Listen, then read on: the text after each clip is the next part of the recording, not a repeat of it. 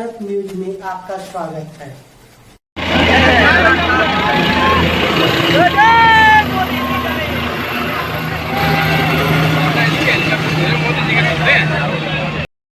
लोकसभा चुनाव को लेकर आज मैं लेकर आया हूँ आपको तिरवा में। जैसा कि यहाँ पर आज गृह मंत्री अमित शाह आ रहे हैं, इसमें कई नेता भी मौजूद हैं, जैसा कि राज्य मंत्री असीम अरोड़ व सांसद सुब्रत पाठक और विधायिका अर्चना पांडे और तिरवा विधायक कैलाश राजपूत एवं जिला पंचायत अध्यक्ष प्रिया साख एवं जिला अध्यक्ष वीर सिंह भदौरिया एवं कई नेता भी मौजूद रहे। कन्नौज में गृहमंत्री अमित शाह ने जनसभा को संबोधित किया। यहां उन्होंने भाजपा प्रत्याशी सुब्रत पाठक के लिए वोट की अपील की। अमित शाह ने कहा कि अखिलेश की सरकार में सपाई गुंडे जमीनें कब्जा लेते थे, यूपी में दंगे होते थे और जब पश्चिम यूपी के दंगों में लोग मारे जा रहे थे तब अखिलेश जी सफाई में डांस देख रहे थे।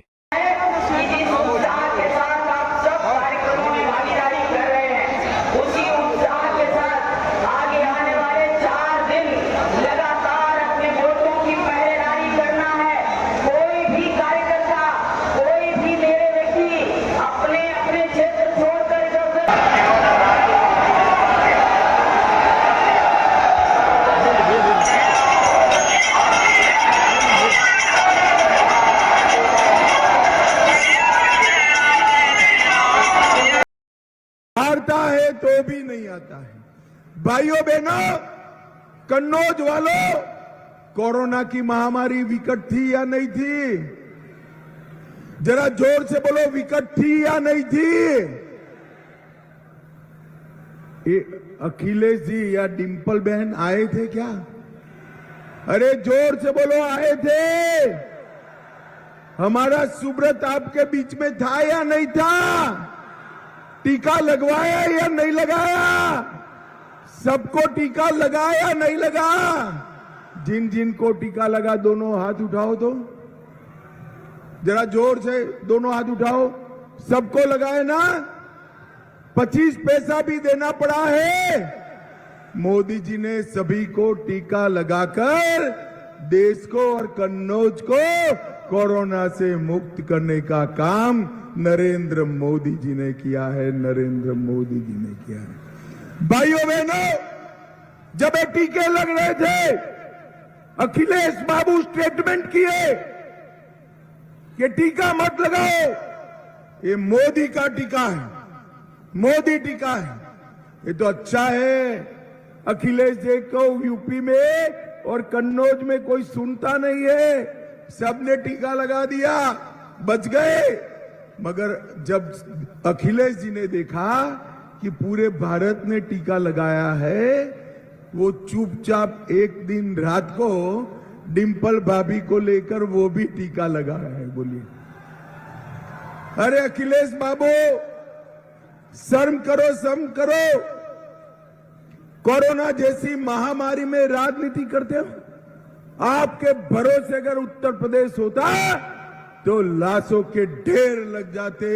ये तो नरेंद्र मोदी है जिन्होंने यूपी और भारत को कोरोना से बचाने का काम किया, बचाने का काम किया। भाइयों बहनों, कन्नौज वालों, जरा जोर से बताना, राम मंदिर बनाना चाहिए था या नहीं बनाना चाहिए था? ये बहन जी बैठ जाइए, देख लिया हमने, बैठ जाइए। राम मंदिर बनाना चाहिए था या नहीं बनाना चाहिए था? 500 साल से रामलल्ला का घर नहीं था। ये सपा, बसपा, कांग्रेस, तीनों पार्टियां राम मंदिर को अटका रही थी। आपने मोदी जी को दूसरी बार प्रधानमंत्री बनाया। मोदी जी ने केस भी जीता, भूमि पूजन भी किया और प्राण प्रतिष्ठा कर जय श्री राम कर दिया। और भाइयों बहनों, जब राम मंदिर का निमंत्रण ये यादव परिवार को दिया गया, वो नहीं गए। बोलिए कन्नौज वालों, राम मंदिर की प्राण प्रतिष्ठा में नहीं गए। क्यों नहीं गए बताओ जरा, जोर से बोलो, क्यों नहीं गए? ना भाई ना, मैं बताता हूं, वो इसलिए नहीं गए कि उनको अपनी वोट बैंक की डर लगता है, वोट बैंक का डर लगता है। उनका वोट बैंक कौन है युवाओं, मालूम है? जरा जोर से बोलो, मालूम है? मालूम है? मगर मैं बता देता हूं, हम भारतीय जनता पार्टी वाले वो वोट बैंक से नहीं डरते हैं। हमारा वोट बैंक आप हो भाई, आप हो। मोदी जी ने न केवल राम मंदिर बनाया, औरंगजेब ने तोड़ा हुआ काशी विश्वनाथ का मंदिर भी फिर से बनाने का काम नरेंद्र मोदी जी ने किया। 400 साल पुराना भद्रकाली का मंदिर आज चांदी का शिखर चढ़ाने का काम नरेंद्र मोदी ने किया। और सोमनाथ का मंदिर भी भाइयों बहनों सोने से भरने का काम भी बहुत आन बान शान से हो रहा है। मोदी जी ने हमारे सारे ऊर्जा केंद्रों को फिर से दैदीप्य बनाने का काम मोदी जी ने किया। 150 साल पुराने अंग्रेजों के कानून बदले, 100 साल पुरानी पार्लियामेंट नई बनाने का काम किया और धारा 370 को हटाकर कश्मीर को हमेशा के लिए भारत का हिस्सा बनाने का काम। अरे कन्नौज वालों, जरा अखिलेश को सुनाई पड़े ऐसे बताओ, ये धारा 370 हटानी चाहिए थी या नहीं हटानी चाहिए थी? ये कश्मीर जो है हमारा है या नहीं है? एक खड़गे जी कहते हैं राजस्थान और यूपी वालों का कश्मीर से क्या लेन देन? अरे खड़गे बाबू, आप 80 पार तो कर गए, मगर हमारे कन्नौज वाले को नहीं जानते हो। कन्नौज का बच्चा कश्मीर के लिए अपनी जान दे सकता है मित्रों, जान। मोदी जी ने 5 अगस्त 2019 को धारा 370 हटाकर हमेशा के लिए देश से आतंकवाद को समाप्त करने का काम हमारे प्रिय नेता नरेंद्र मोदी ने किया। नरेंद्र मोदी ने, भाइयों बहनों, 10 साल तक इस सपा बसपा के सहयोग से सोनिया मनमोहन सरकार चलती। 10 साल तक आए दिन पाकिस्तान से आलिया मालिया जमालिया घुसते थे, बम धमाके कर चले जाते, कोई बोलने वाला नहीं था। मनमोहन सिंह जी मौन रहते थे। मोदी जी को आपने 14 में प्रधानमंत्री बनाया, उरी और पुलवामा में हमला किया। मोदी जी ने 10 ही दिन में सर्जिकल स्ट्राइक और एयर स्ट्राइक कर पाकिस्तान के घर में घुसकर आतंकवादियों का सफाया करने का काम नरेंद्र मोदी जी। भाइयों बहनों, मोदी जी ने करोड़ों गरीबों के कल्याण के लिए ढेर सारे काम किए। देश में 80 करोड़ गरीबों को प्रति व्यक्ति प्रति माह 5 किलो अनाज मुफ्त में दिया, 12 करोड़ शौचालय बनाए, 4 करोड़ घर बनाए, 10 करोड़ लोगों को उज्ज्वला का कनेक्शन दिया और 14 करोड़ लोगों को नल से जल दिया। और इसके साथ 60 करोड़ लोगों को 5 लाख तक का स्वास्थ्य का खर्चा मुफ्त देने का काम नरेंद्र मोदी जी ने किया। और अब तीसरी बार प्रधानमंत्री बना दो, गरीब हो ना हो, किसी भी जाति का हो, किसी भी धर्म का हो और 70 साल से बड़ा हो, सबके स्वास्थ्य की चिंता आपको करने की जरूरत नहीं है। नरेंद्र मोदी जी करेंगे, नरेंद्र मोदी जी। भाइयों बहनों, मोदी जी ने योजनाएं बनाई, हमारे सुब्रत ने नीचे तक पहुंचाया। अब मैं कहता हूं जो बचा खुचा बाकी है ना, तीसरी बार मोदी जी को प्रधानमंत्री बनाओ, सुब्रत जी को आप सांसद बनाओ, हर एक के घर में ये सुविधाएं पहुंचाने का काम भारतीय जनता पार्टी का है। भाइयों बहनों, ये परिवारवादी पार्टियां हैं, उनको परिवार के अलावे कुछ दिखाई नहीं पड़ता है।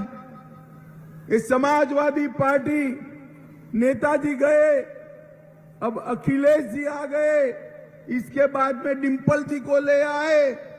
मैं यादव समाज के भाइयों बहनों को भी कहना चाहता हूं, ये कोई यादव समाज के खेरख्वाह नहीं है। देखिए, इन्होंने 5 टिकट दिए। कन्नौज से अखिलेश खुद लड़ रहे हैं, मैनपुरी से डिंपल बहन लड़ रही है, आजमगढ़ से धर्मेंद्र यादव लड़ रहे हैं, बदायूं से आदित्य यादव लड़ रहे हैं और फिरोजाबाद से अक्षर यादव लड़ रहे हैं। बोलिए, अब बाकी कुछ बच्चे अभी बड़े नहीं हुए हैं, बच्चे हो जाएंगे तो 80 की 80 सीटें ये ही लड़ेंगे। ये ठीक है कन्नौज वालों, ये ठीक है। मौका परिवार के आधार पर नहीं मिलना चाहिए। ये हमारे सुब्रत के घर में कोई नेता नहीं था, दम था, मोदी जी ने इसको सांसद भी बनाया और अब जिता दो, हम बड़ा आदमी भी बनाने का काम करेंगे। भाइयों बहनों, ये परिवार जो है वो जीतता है तो भी नहीं आता है और हारता है तो भी नहीं आते हैं। मैं आज कहना चाहता हूं, सुब्रत पाठक, उसको आपके बीच में ही रहना है। ये आपका आदमी है, आपका प्रतिनिधि है। भाइयों बहनों, आज मैं कहना चाहता हूं, अखिलेश जी के टाइम में गरीबों की जमीन कब्जाई जाती थी या नहीं कब्जाई जाती थी? जोर से बोलो, कब्जाई जाती थी या नहीं कब्जाई जाती थी? ये सपा के गुंडे आपको परेशान करते थे या नहीं करते थे? यूपी से पलायन होता था या नहीं होता था? ऊपर नरेंद्र मोदी जीत गए, नीचे भाजपा सरकार बनी, योगी जी मुख्यमंत्री बने। एक गुंडों को उल्टा लटका कर सीधा करने का काम भारतीय जनता पार्टी ने किया। गुंडा राज को हमने समाप्त कर दिया और दूसरी ओर ये समाजवादी पार्टी, उनके लोग पाकिस्तान जिंदाबाद के नारे लगाते हैं। अखिलेश, शर्म आनी चाहिए आपको। आपके लोग वोट बैंक के लिए पाकिस्तान जिंदाबाद के नारे लगाते विधानसभा के अंदर। 84 कोसी परिक्रमा पर प्रतिबंध आपने लगाया।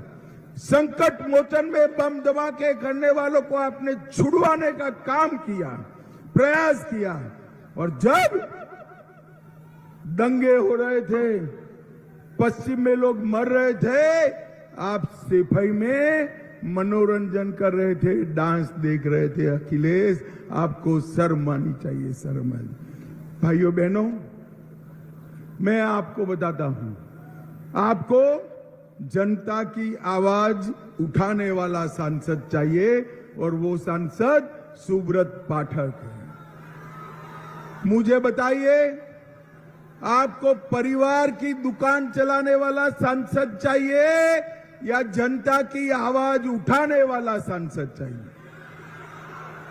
तो अब बताओ, कौन है वो? जोर से बोलो, कौन है? भाइयों बहनों, सुब्रत पाठक को दिया हुआ एक एक वोट, उसके नाम के सामने कमल निशान पर दबाया हुआ एक एक बटन का वोट सीधा नरेंद्र मोदी को मिलने वाला है। अब कन्नौज में बटन दबाओगे, मोदी जी प्रधानमंत्री बनेंगे, तो दबाओगे क्या? देखो भाई कन्नौज वालों, बटन तो जरूर दबाना, मगर इतने जोर से दबाना कि बटन कन्नौज में लगे और झटका इटाली में जाकर लगे। और ये 2 शाहजादों में एक तो दिखाई नहीं पड़ते हैं और दूसरे राहुल बाबा अमेठी से हारे तो वायनाड गए। वायनाड अब हारने का डर लगा, रायबरेली आएंगे और अब राहुल बाबा मैं बता देता हूं, रायबरेली भी आप हारने वालों हो, अब यहां से सीधे इटली जाओ तो कांग्रेस का भला हो जाए भाई। कांग्रेस भाइयों बहनों, सपा एक भी सीट जीतती है ना भाई, एक भी सीट यूपी में कांग्रेस या सपा जीती ना, तो फटाके यूपी में नहीं जलेंगे, नहीं जलेंगे यूपी में। कहां जलेंगे मालूम है? पाकिस्तान में जाकर जलेंगे। अब जलाना है क्या? अरे जोर से बोलो, जलाना है।